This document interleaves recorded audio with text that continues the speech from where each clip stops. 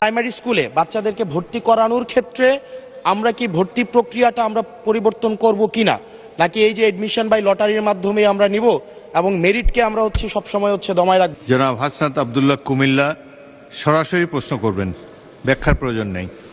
আসসালামু আলাইকুম।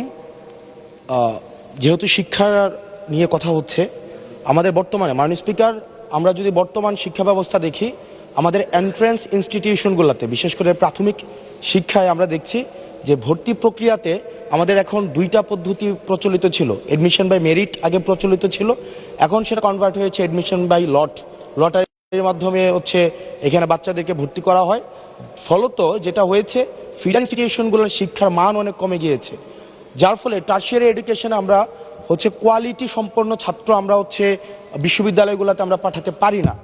এখন মাননীয় মন্ত্রী মহোদয়ের কাছে আমার প্রশ্ন থাকবে, এই যে প্রাইমারি স্কুলে বাচ্চাদেরকে ভর্তি করানোর ক্ষেত্রে আমরা কি ভর্তি প্রক্রিয়াটা আমরা পরিবর্তন করব কিনা, নাকি এই যে এডমিশন বাই লটারির মাধ্যমে আমরা নিব এবং মেরিটকে আমরা সবসময় দমায় রাখবো, নাম্বার ওয়ান। আর নাম্বার টু আমাদের বর্তমান শিক্ষা পদ্ধতিতে আমরা যদি দেখি, আমরা যারা পয়সা দিয়ে কিনতে পারে তারা এখন ইংরেজি মাধ্যমটা কিনছে, যারা পয়সা দিয়ে ইংরেজি মাধ্যম কিনতে পারে না তারাই কেবল আপনি যেই শিক্ষা পদ্ধতি আমাদের জন্য জনজীবনের জন্য আপনি চালু করেছেন সেটা আমরা কিনছি, আর যারা সেটাও কিনতে পারে না তারা মাদ্রাসা শিক্ষা পদ্ধতি কিনছে।